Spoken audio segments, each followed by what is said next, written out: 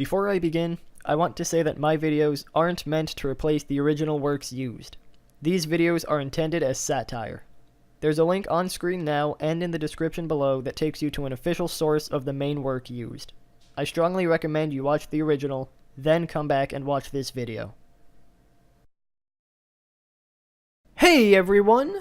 This is Hornbingle, back to review some more of Rooster Teeth's kinda sorta anime series, RWBY. Keeping up with the gimmick I've made, I'll combine the first and second parts of the next episode into one video, since I guess they hated the concept of resolving a story in a single week's worth of RWBY. So let's take a trip into RWBY Volume 1, Episodes 13 and 14, Forever Fall.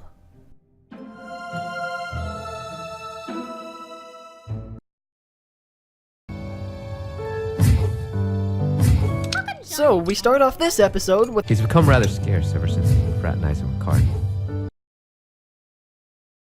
With a look at Team Juniper, concerned for Jean's friendship with Cardin. Pierre's taking it not very well. I'm sure our leader knows exactly what he's doing. I guess so. And when Jean tells RWBY about how he messed up and how he feels, she responds in classic RWBY fashion. Nope. Nope? Nope. You're a leader now, Jean. You're not allowed to be a failure. You might have even been a failure the first day we met. But you can't be one now. I'm afraid we might have peaked early, because I really like this scene. She's not exactly offering encouragement, but it's definitely meant to make Jean feel better. If anything, it just reinforces to us that RWBY's learned her own lessons from back in episode 10. What makes this scene great is that she's confident enough as a leader to give advice to someone else. And if that means giving Jean a pep talk, well, I consider that a win-win. But don't worry, because Jean goes right back to being a doormat as soon as Cardin needs something from him. But I'm gonna need you to go out and get me a bag of rapier wasps. By the way, And make sure they've got— what manner of idiot intentionally leaves a voicemail instead of making a call? Just send them a text message if you don't want to talk to somebody. So we move on to level 5, where the gang is tasked with a very important mission. Professor Peach has asked all of you to collect samples from the trees deep inside this forest, and I'm here to make sure that none of you die while doing so. I'd like to think that Beacon Academy also trains student cooks, and when they asked for Forever Fall syrup, Glinda was all, "It's quite dangerous out there. We'll take care of this." I can dream. It seems Cardin has different plans for Jean as he gets dragged away. Again, much to Pierre's disappointment.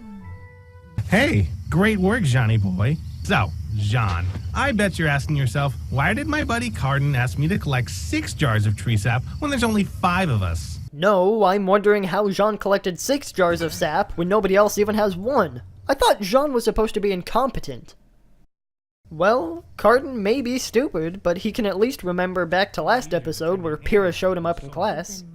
He doesn't remember that Blake also insulted him, but hey, Jean has a lesson to learn. Alright, boys. Last night, old John here managed to round up an entire box full of rapier wasps, and now, we're gonna put him to work. I'm thinking it's time we teach her a thing or two. Now this is a scheme I can get behind! I said in my last video that Cardin's bully tactics were too simple, and here he is now, with the multi-step plan to get revenge on Pierre. Like I said, if you're going to put a bully into a cartoon, at least take advantage of the creative possibilities you've made. Hit her with the sap. Either that, or I'll have a chat with Goodwitch, and you'll be on the first airship out of Beacon. I'd say that the biggest flaw of this plan is having Jean throw the sap. Even if Cardin made him throw the jar at Pierre, let's face it, Jean would probably miss anyway. But it seems that Jean's finally had enough of Cardin when he hits him with the sap instead. No! And then the wasps fly out of the box and swarm Cardin and...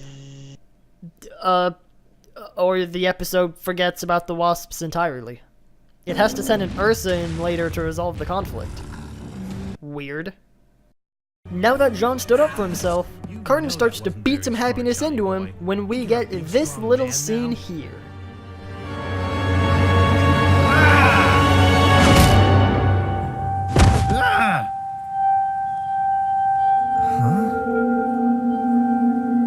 Yup. Jean heals himself entirely, and he somehow became immune to Carden's punches. That must be an amazing semblance! Just put Jean in a big group of Grimm and have him become invincible. Then sit back and take them all out from a distance. It's perfect! But before Jean can stand his face up to Carden's fist again, an Ursa comes out of the woods, attracted by the smell of Forever Fall sap on Carden's armor. You know, just like the wasps that never attacked anyone. I'm sorry, but I'm annoyed that I couldn't make a Wicker Man reference here.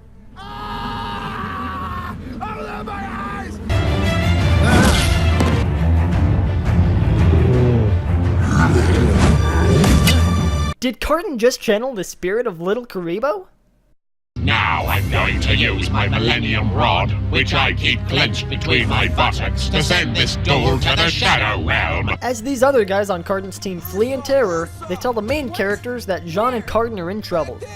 Our heroines split into two teams.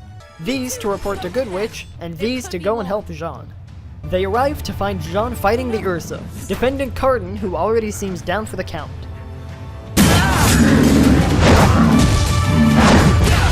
Now, I used to think it was weird how the Ursa beat Carden so easily when Jean could keep it at bay. Then I realized that it's the Isaiah principle. On his own, Jean's not good in combat. But when someone else is in danger, even a guy he hates, he'll do anything he can to protect them. Jean isn't incompetent, he just doesn't usually have the motivation he needs to go try hard. That's how he can beat this Grimm so easily. With a little help from Pyrrha, of course.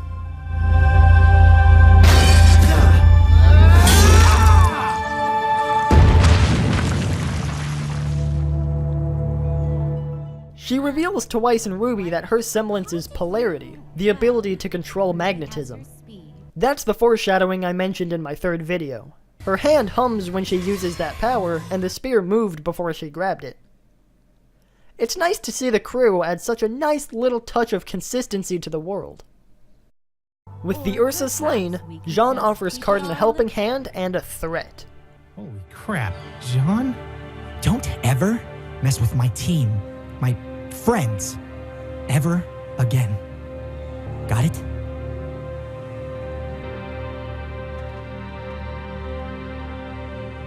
Legend has it that Carden Winchester is still standing there to this day. Back on the rooftop, Jean apologizes to Pyrrha for not telling her the truth sooner. She's pretty quick to forgive him, but they like each other, and Jean's heart was in the right place, so it doesn't feel rushed. It's a nice scene to foster their relationship. But then, we get this. You should come down. Ren made pancakes. Rooster Teeth has given thee a meme this day. Praise them with many pancakes, and all the fan art you can draw. Jean takes Pyrrha's previous offer to train together, and we close out on step 1 of Pyrrha's 6 easy steps to make Jean a huntsman. Hey! Your stance is all wrong. You need to be wider and lower to the ground. Let's try that again. And that's Forever Fall, the show's How You Should Handle Bullies episode. This is the payoff that the last episode set up, and I wasn't disappointed. Jean proved that he can stand up for himself, both to bullies and to Grimm, and he still has all of his friendships intact. It makes sense that they'd forgive him even after he basically ignored his team for several days, because they knew that he was under Carden's control. I mean, it's Carden. Jean certainly wasn't hanging around him for his personality. Plus, Jean discovered his semblance! Now he can tear through hordes of Grimm with newfound confidence and some awesome battle skill. The writers definitely won't keep us in suspense, forcing us to speculate about his semblance amongst ourselves until they decide to make a canon statement after at least 3 full volumes have passed since introducing it. Glad that won't happen. I hope you enjoyed, and I hope you have a nice day.